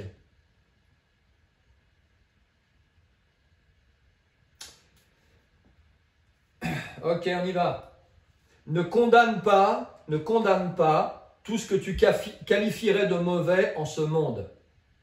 Interroge-toi plutôt sur ce que tu as trouvé de mauvais à propos de ces choses et ce que tu veux faire pour les changer s'il y a lieu. Pas de victimes dans l'univers, il n'y a que des créateurs. Il n'y a que des créateurs. Donc, un des principes de base, c'est malgré toutes les merdes qui nous arrivent, les petites merdes, les petits cacas, ouais, t'es à découvert, t'as des problèmes de thunes, d'accord, c'est un petit caca. Jusqu'aux plus grosses merdes, la mort d'un enfant, le décès d'un proche, un accident qui te rend infirme pour le reste de ta vie. Qu'est-ce qui est expliqué dans ce livre? Qu'on n'est pas des victimes.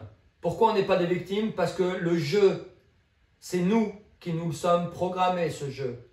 Cette grosse difficulté, ce gros boss, tu vois, dans les jeux vidéo, parfois tu dois passer un boss pour valider un niveau supérieur. Ben là, tu rencontres un boss dans ta vie. Ce boss, c'est quoi? C'est cet accident qui te rend tétraplégique. Ce boss, c'est toi qui as paramétré le jeu. C'est toi qui donc déjà d'emblée, tu n'es pas une victime. Les difficultés que tu crées dans ta réalité, c'est toi qui crées ta réalité de par la vibration qui émane de toi. C'est ce que nous expliquent ces enseignements, c'est ce que nous expliquent nombre de guides spirituels depuis la nuit des temps. C'est ce que nous explique la physique quantique maintenant. On expérimente une réalité qui est du même niveau vibratoire que celle qui émane de nous. Donc on n'est doublement pas des victimes. Alors c'est facile de vous dire ça là, en étant assis sur mon canapé, dans mon cabinet, tout va bien dans ma vie. Si demain mes enfants devaient se faire tuer par un serial killer, ou si je devais avoir un accident en sortant de mon cabinet là et finir tétraplégique, je pense que j'aurais besoin que certains d'entre vous qui écoutent ce message-là ce soir reviennent me voir dans ma vie en me faisant relire ces lignes et en me reconnectant à ces enseignements. Je pense que je prendrais très cher, je pense que je brûlerais ce cahier rouge ou pas. Peut-être que ces enseignements me permettraient de surmonter le gros choc que je suis en train de venir dans ma vie en ne me positionnant pas comme une victime. Et à chaque fois que j'explique ça, je repense à cet homme qu'un soir j'ai vu au journal de 20h. Cet homme, il venait de perdre sa femme dans l'attentat du Bataclan et il a écrit un livre. Il venait expliquer sur les plateaux de télévision que non, vous n'aurez pas ma haine. Il venait dire aux terroristes, vous n'aurez pas ma haine. Je ne sombrerai pas dans la haine, dans le désir de vengeance, parce que j'ai pas envie de faire vivre cette haine, ce désir de vengeance à mon fils. Et donc cet homme-là, malgré la difficulté qu'il venait vivre, il a été capable de passer au-delà de cette souffrance pour justement la transcender, cette souffrance, et en faire un message, mais qui a certainement impacté des millions de vies, au travers peut-être des gens qui l'ont vu ce jour-là, ou au travers du bouquin peut-être. Donc où est la notion de mal et de bien? Où est le mal? Est-ce que tuer c'est mal? Est-ce que la mort c'est mal? Est-ce que la mort c'est une calamité? Si cette mort permet d'éveiller des millions de personnes ou de sauver des milliers de vies. Est-ce que la mort, ça c'est des concepts où qui sont avancés dans le... qui piquent, hein, je vous avais prévenu. Hein. Est-ce que... Ouais, un des concepts, je pense, les plus douloureux pour l'être humain, c'est la mort. Est-ce que la mort de quelqu'un, si cette mort-là, est-ce que la mort de centaines de personnes dans un attentat est une calamité? Si cette mort de centaines de personnes dans un attentat permet de réveiller, d'inspirer, d'éveiller la conscience de millions d'autres personnes. Donc ce qui nous explique dans ce livre, c'est qu'on choisit tous le jeu. Il n'y a pas que victime, on choisit tous le jeu. Que certaines personnes viennent faire des passages courts dans cette réalité pour éveiller les consciences. On parle d'éveilleurs de conscience, là, c'est un peu à la mode ce terme. Avec des youtubeurs qui transmettent des messages, qui remettent en cause un certain establishment, certaines infos, etc. C'est des éveilleurs de conscience ou le terme exact c'est pas éveilleur de conscience, mais enfin bref vous avez compris le terme.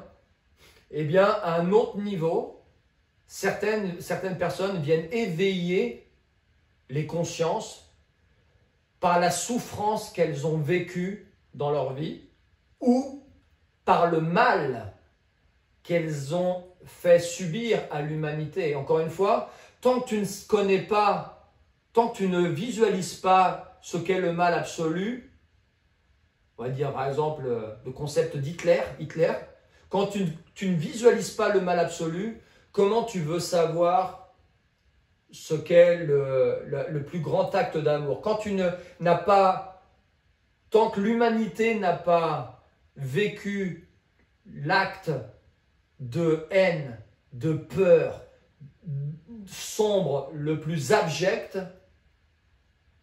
comment elle peut se projeter vers l'acte d'amour le plus haut? Ouais. Certains enfants qui ont été maltraités par leurs parents sont peut-être eux-mêmes devenus des bourreaux après. Mais combien d'enfants, parce qu'ils ont été maltraités par leurs parents, sont devenus à leur tour, eux par contre, des parents aimants pour leurs enfants, parce que justement, ayant expérimenté la noirceur complète, cette noirceur qu'ils avaient vécue dans leur enfance les a au contraire poussés dans l'autre sens, vers la lumière la plus grande en fait. Quand vous êtes dans un tunnel très sombre, qu'est-ce que vous recherchez? Et l'humanité, là, si on extrapole à ce qu'on est en train de vivre en ce moment, on est en train de vivre des heures sombres au niveau de l'humanité. On est encore dans une pandémie mondiale. On vient de traverser une pandémie mondiale. Ça brûle partout. Aux États-Unis, les gens se révoltent partout. Il y a des pires atrocités qui sont commises dans le monde. On en est conscience. On en a conscience maintenant. On est dans des périodes sombres de notre humanité. Quand tu es dans une pièce très sombre, qu'est-ce que tu recherches? Est-ce que tu recherches encore plus de sombre? Est-ce que tu recherches encore plus le noir? Ou est-ce que tu recherches désespérément la lumière? À trouver l'interrupteur, à trouver le briquet dans ta poche pour allumer une bougie. Si tu vois une petite lumière à l'horizon, qu'est-ce que tu vas faire? Qu'est-ce que le commun des mortels va faire? Qu'est-ce que la grande majorité des gens va faire? Ils vont rester dans l'ombre ou ils vont aller vers la lumière? Ils vont aller vers la lumière. Ouais. Donc, lorsque l'acte le plus sombre amène à la lumière la plus grande, est-ce que cet acte sombre est mal ou bien? L'inverse, la joie, ouais. Si cette joie que des milliers de personnes vivent dans leur vie moderne, en achetant des iPhones, 4 iPhone 11, en consommant à outrance, en polluant à outrance, en conduisant 15 voitures, vous voyez ce que je veux dire? Et les gens ils sont dans la joie quand ils vivent comme ça. Lorsque cette joie, quand votre joie amène à la souffrance d'autres personnes, est-ce que cette joie est bien ou mal? Est-ce que cette joie est positive ou négative? Où est le bien et le mal? Si un acte de joie, de plaisir de centaines de personnes amène la souffrance de milliers d'autres, est-ce que cet acte de joie est bien ou mal? Lorsque la vie joyeuse de millions de personnes dans un hémisphère du globe amène le désespoir de millions d'autres dans l'autre hémisphère du globe, est-ce que c'est bien ou mal? Est-ce que la joie est positive ou négative? Donc c'est là où, dans ces écrits, on nous explique qu'il n'y a pas de bien ou de mal en fait. Il n'y a pas de bien ou de mal. Et que il y a une prise de hauteur à avoir par rapport à tout ça. Et que le fait d'avoir cette prise de hauteur par rapport à tout ça, c'est peut-être lorsqu'on est dans nos périodes sombres ou qu'on traverse une période difficile de nos vies, qui nous permet de surmonter aussi cette difficulté. De se dire que après la nuit arrive toujours le jour, que certainement cette période sombre va m'aider à trouver une lumière encore plus belle derrière, ou trouver plus facilement la lumière derrière. Bah, ça peut aider aussi certaines personnes à traverser ces périodes sombres. Quand tu es dans un couloir sombre, mais que tu ne sais pas qu'il y a la lumière au fond, tu es dans le désespoir, tu es perdu, tu t'assois dans un coin et tu pleures. Quand tu es dans un couloir sombre, mais parce que tu as conscience de ces concepts-là, tu sais que la lumière, elle est de toute manière au bout du tunnel. Et bien même si tu n'en peux plus, tu continues d'avancer en fait. Tu continues de marcher, tu continues d'avancer. Ça vous parle un petit peu tout ça ou pas? Alors, je feuillette mes petites notes. Mettez-moi des petits... Alors pour ceux qui arrivent maintenant, on est sur The Shift, une émission en live tous les premiers mardis du mois. C'est la dernière émission de la saison. Là, je vous parle des enseignements qui sont tirés de livres qu'on appelle Conversation avec Dieu, de Neale Donald Walsch. Alors, il y a un film qui existe, mais je vous invite plutôt à lire le livre si ça vous intéresse tout ça. Alors,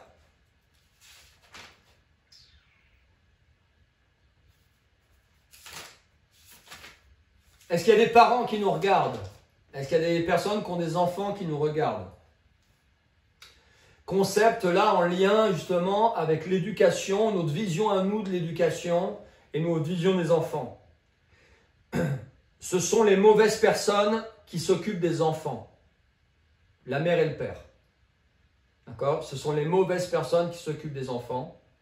Personne n'est plus mal nanti pour élever des enfants que des jeunes parents. Très peu d'expérience de la vie, viennent à peine de finir d'être élevés eux-mêmes. Ils cherchent encore des réponses eux-mêmes sur la vie. Ils ne se sont pas encore eux-mêmes découverts. Ils essaient encore de surmonter de fausses croyances que l'on transmises leurs parents.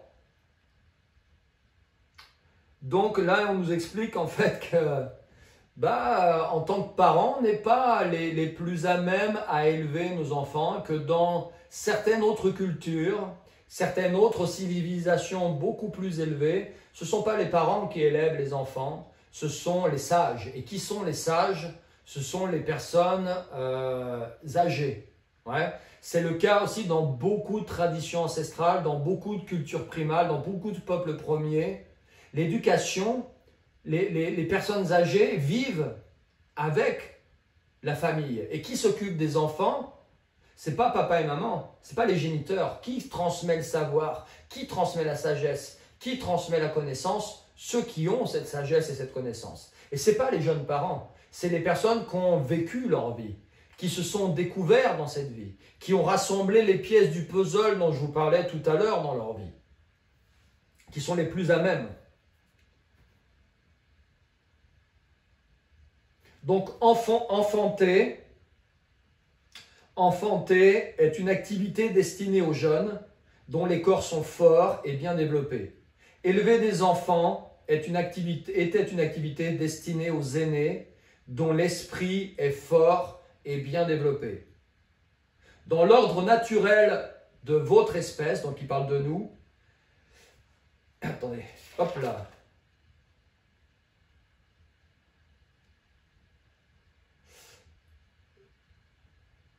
Donc, ce qui est expliqué, c'est que dans notre civilisation à nous, on fait l'inverse en fait. Ouais. Les vieux qui détiennent les personnes plus âgées qui détiennent la sagesse, cette sagesse dont nos enfants auraient besoin, nos jeunes enfants, nos jeunes ados auraient besoin peut-être, cette sagesse, elle n'est plus transmise. Elle était transmise peut-être il y a des générations en arrière.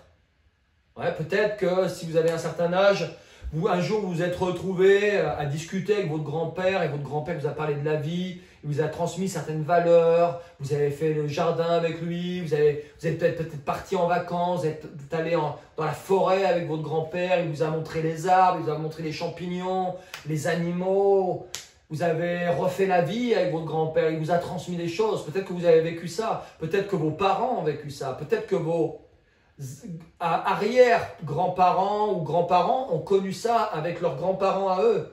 Il y avait cette transmission qui était faite. Pourquoi? Parce que les grands-parents vivaient ils vivaient dans la même maison en fait. Moi j'ai connu mes grands-parents maternels. Mes grands-parents maternels, ils vivaient avec mon oncle et ma tante dans la ferme. Ce qui fait que le dimanche, quand j'allais voir mon oncle et ma tante, eh bien, je voyais en même temps ma grand-mère, je voyais en même temps mon grand-père. Ouais. Maintenant, ça n'existe plus ça chez nous. Chez nous, les vieux, on les met dans des EHPAD. On les met Ils sont à la retraite. En gros, à un moment donné où ils ont le plus de connaissances, le plus de sagesse, on les retire de la société. On considère qu'ils ne sont plus actifs pour la société, qu'ils ne sont plus utiles à la société. Mais de quoi a besoin cette société maintenant?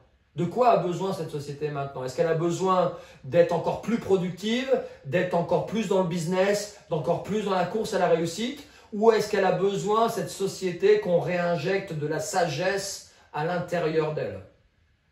Dans les écrits qui sont mis dans ces livres, en particulier dans le volume 3, dans ces conversations, on énonce en fait le principe que c'est une des premières fois en fait, où on atteint un niveau de connaissance technologique à tous les niveaux, au niveau du nucléaire, mais au niveau de la biologie, au niveau des manipulations génétiques qu'on est capable de faire, des modifications au niveau du génome, de la vie, etc.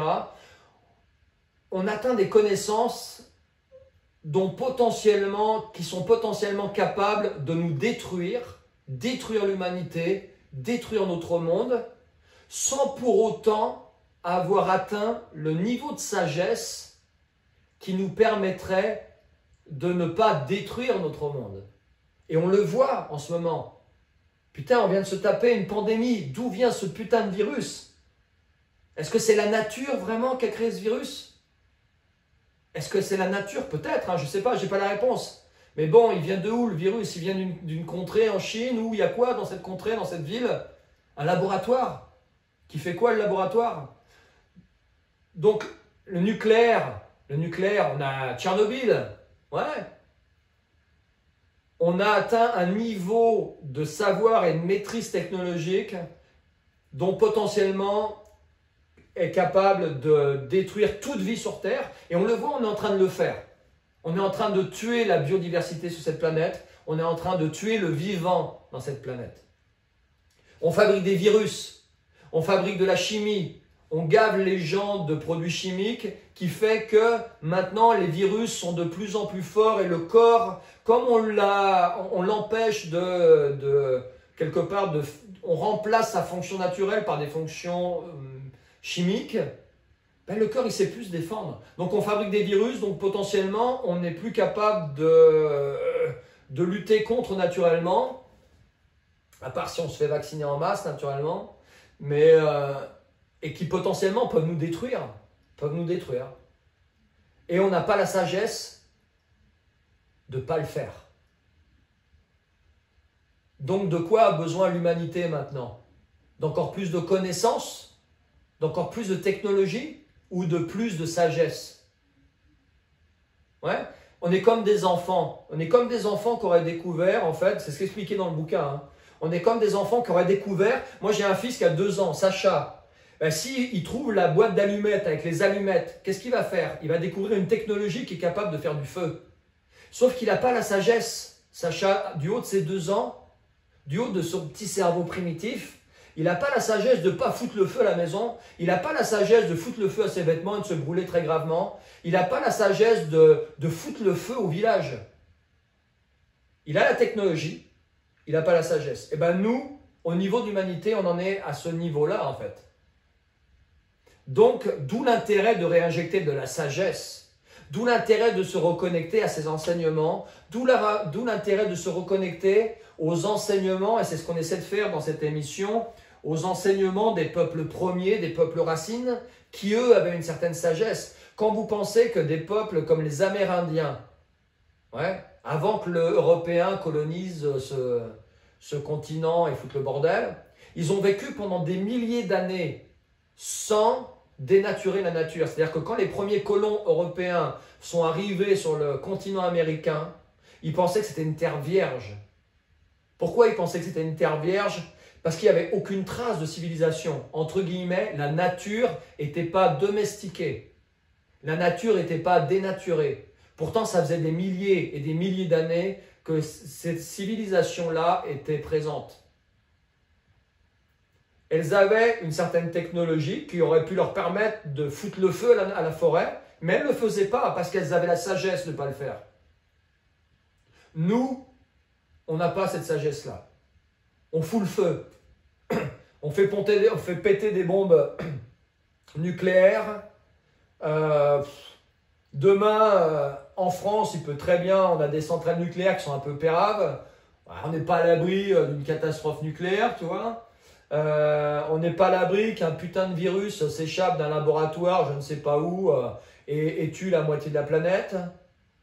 On n'est pas à l'abri que de par les modifications génétiques qu'on est en train de faire, ou de par la médicalisation qui est en train de faire autour de la naissance, par exemple, les femmes d'ici quelques années soient plus capables de mettre au monde leur bébé de manière naturelle. Ouais, c'est pas moi qui le dis, c'est les plus grands scientifiques dans leur domaine qui en parlent. Parce qu'on joue aux apprentis sorciers. Pourquoi on joue aux apprentis sorciers? Parce qu'on n'a pas cette sagesse. Et qui d'autre que nos anciens ont cette sagesse-là? Regardez, et c'est pour ça là, que regardez qui sont les lanceurs d'alerte sur les réseaux sociaux. Vous êtes tous certains, enfin tous, si vous êtes sur mes réseaux et que vous me suivez, vous ne devez pas tirer à blanc sur ces gens-là. Vous voyez qui comme lanceur d'alerte? Vous voyez, est-ce que c'est des jeunes médecins qui font les lanceurs d'alerte? Non, c'est des anciens. Les lanceurs d'alerte, en termes de... je vous parlais de naissance tout à l'heure. Un des lanceurs d'alerte qui a vraiment fait changer un peu, fait prendre conscience à plein d'obstétriciens qu'on était en train de faire n'importe quoi au niveau de l'accompagnement de la femme enceinte. Il s'appelle Michel Audin. Il approche, il doit avoir plus de 90 ans maintenant. À quel moment il a décidé d'ouvrir et de parler, de diffuser sa sagesse quand il arrivait à un certain âge? Pourquoi? Parce qu'il n'avait plus rien à prouver à personne en fait. Donc regardez qui sont ces lanceurs d'alerte sur les réseaux sociaux. Ouais, vous avez peut-être vu Raoult. Raoult, il a quel âge Raoult? Il a les cheveux blancs, Raoult, je ne sais pas quel âge il a. Ou Tal Chaleur, que certains tirent à bout portant. C'est un médecin qui est talentueux, qui a un certain âge. Mais ces gens-là, comme ils ont atteint un certain niveau de sagesse, certains ont pris conscience des conneries aussi qu'ils avaient fait, peut-être des messages erronés qu'ils avaient transmis, et ils essaient de réparer en fait. Et surtout, ils sont beaucoup moins influençables que des jeunes qui ont toute leur carrière à construire en fait. Je m'égare un petit peu. Quelle heure il est? Il est 23 h, on va bientôt terminer les amis. Est-ce que je vous dis quelque chose d'autre? Je reviens un peu en arrière.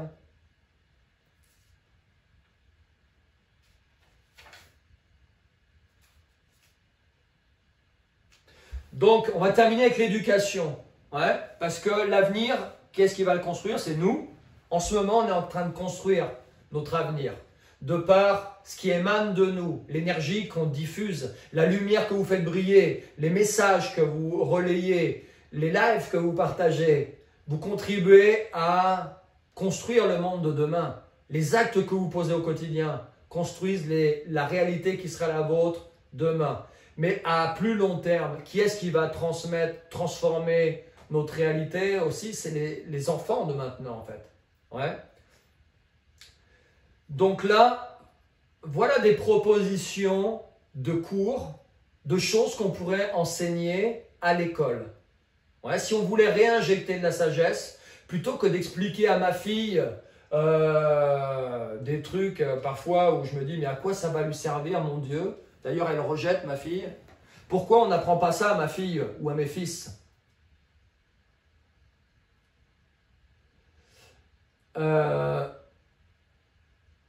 Pourquoi on n'apprend pas aux enfants à comprendre leur pouvoir créateur?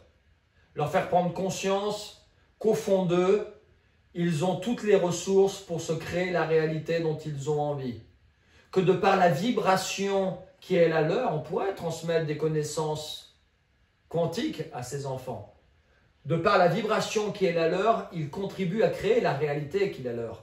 Que ces enfants ne sont pas des victimes. Ouais. Que si ça ne va pas dans leur vie, ils ont leur part de responsabilité de par la vibration qu'ils émettent. Pourquoi on ne pourrait pas leur transmettre aussi des outils pour résoudre paisiblement des conflits, des éléments de relations amoureuses, le lien entre le corps, l'esprit et l'âme, Pourquoi on ne développe pas plus que ça leur créativité? Pourquoi on veut absolument les faire rentrer dans des cases? Pourquoi on veut absolument qu'ils apprennent tous de la même manière, dans le même timing, sur les mêmes supports? Pourquoi on leur apprend pas à célébrer qui ils sont, à s'accorder aux valeurs des autres?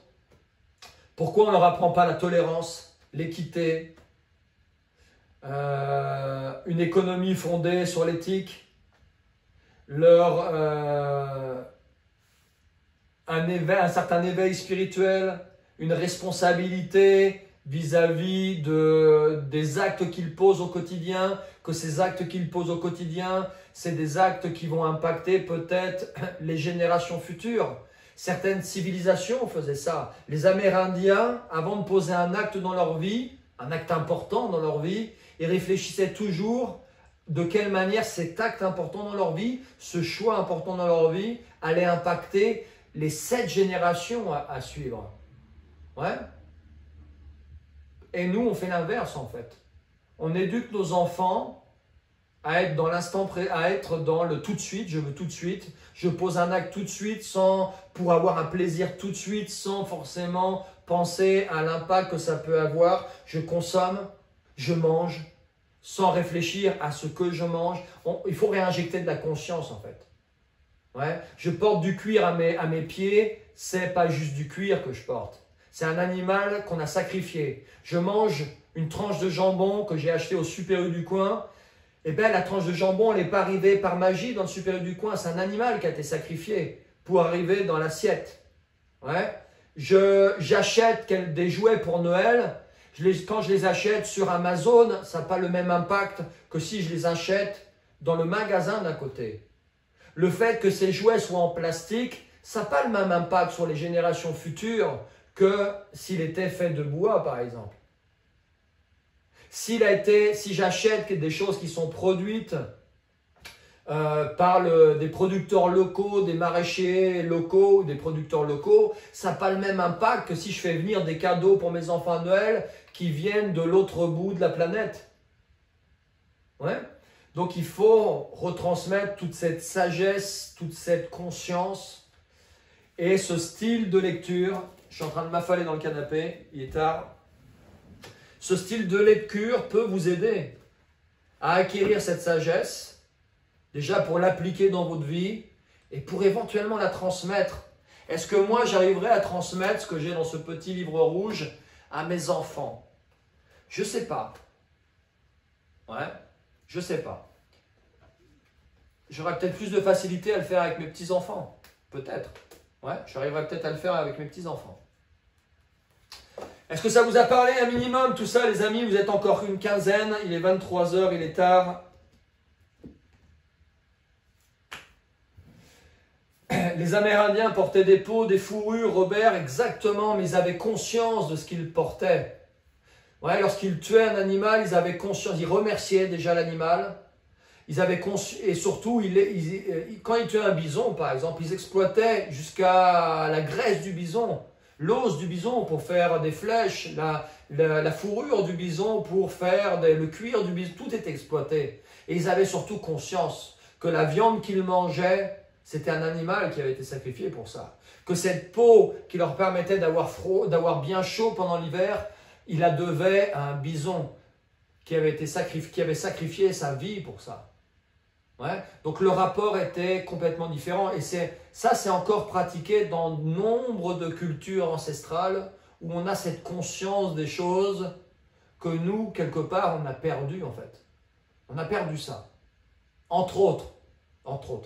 Donc ça fait peut-être partie des choses sur lesquelles on peut se reconnecter. On peut aussi se reconnecter à d'autres sagesses différentes. Ok. Donc si je vous ai donné un petit peu joie, tu me donnes envie de relire, bah, tant mieux. Si l'objectif il était de transmettre ça, déjà, vous savez quoi? Avant de vouloir vous transmettre quelque chose, je voulais surtout me faire plaisir ce soir. Voilà, je voulais surtout me faire plaisir. Et puis je pars du principe que si on se fait plaisir soi, c'est plus facile de faire plaisir aux autres aussi. Ça fait partie des enseignements aussi qui sont dans ces livres. Donc si tout ça, ça vous a parlé, transmettez, diffusez ce live autour de vous. On a une petite tradition dans ce live, dans cette émission. On aime bien terminer, je dis on. Ouais, pas parce que j'aime bien parler de moi à la troisième personne, c'est que d'habitude, il y a Jessica, mon épouse, ou Hugo avec moi. Là, ce soir, je suis tout seul. Donc, je vais vous tirer une carte oracle. Ce message, il est pour vous. D'accord? Il est pour moi.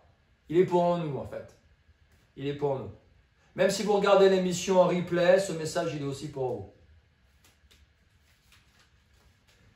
Et on terminera là-dessus pour ce soir.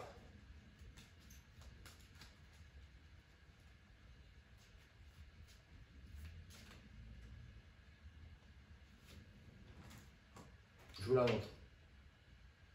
On est d'accord, Robert, hein? Il faut sortir des livres, ça c'est une évidence. Le savoir, c'est pas parce que vous avez lu tous les livres de la Terre que vous avez... si vous n'appliquez pas dans votre vie, si vous n'expérimentez pas. Moi, ce que je vous transmets, c'est que des choses que j'ai intégrées dans ma vie. Que j'essaie d'appliquer du mieux que je peux dans ma vie. Tous les concepts que je vous explique dans cette émission. Il y a des fois c'est facile, il y a des fois c'est difficile, il y a des fois ça marche, il y a des fois ça ne marche pas. Mais peu importe, le point commun à tout ça, c'est que ça, de manière globale, ça m'a beaucoup permis d'aller mieux dans ma vie et ça me permet encore d'être aligné avec qui je suis et de me sentir bien dans ce que je fais. Donc faites l'expérience, ne prenez rien, ça je vous dis souvent, ne prenez rien pour argent comptant. Ce n'est pas parce que vous l'avez lu dans un livre que c'est forcément vrai. Ce n'est pas parce que vous l'avez entendu à la télé que c'est forcément vrai. Ce n'est pas parce que la personne elle est en blouse blanche qu'elle a le savoir et la connaissance infuse. Ce n'est pas parce que vous l'avez entendu sur les réseaux sociaux ou sur une chaîne YouTube que ce savoir est une vérité absolue. Il n'y a pas de vérité absolue. Faites l'expérience de tout ça. Écoutez ce que vous ressentez. Si ça vibre à l'intérieur de vous, creusez, faites l'expérience, mettez en application et après, intégrez ce savoir ou rejetez-le. Ouais, ou rejetez-le.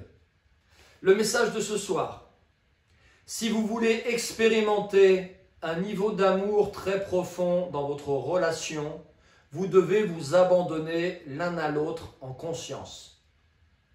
Sentez et honorez la dimension sacrée à l'intérieur de chacun. Soyez vulnérables et donnez-vous de l'amour à chaque instant. En procédant de cette manière, vous allez vous unir dans l'amour, vous allez vous sentir vivant, renaissant à chaque respiration. Une seule pensée d'amour peut créer un monde d'amour infini. C'est plutôt en phase avec le sujet de ce soir et avec ce qu'on s'est dit, enfin ce que je vous ai transmis ce soir. Donc j'espère que tout ça vous aura parlé un petit peu. Et eh bien on va se donner rendez-vous maintenant. La prochaine émission, ce ne sera pas le mois prochain, juillet-août, on va faire un petit break avec The Shift. On se retrouvera le 1er septembre, donc on restera le premier mardi du mois. On se retrouvera début septembre. Restez connectés, que ce soit sur ma page personnelle, sur la page de The Shift. Si vous avez découvert l'émission ce soir, allez voir sur ma chaîne YouTube. Et vous avez une playlist où les 7 dernières émissions sont enregistrées. Allez sur la page The Shift, vous aurez accès à toutes les autres émissions qu'on a pu faire. Vous avez de quoi tenir tout l'été. Si tout ça vous parle, diffusez l'information, partagez ces messages et transmettez autour de vous. Ok? Passez une très belle nuit, passez un très bel été et on se retrouve à la rentrée. Merci à tout le monde.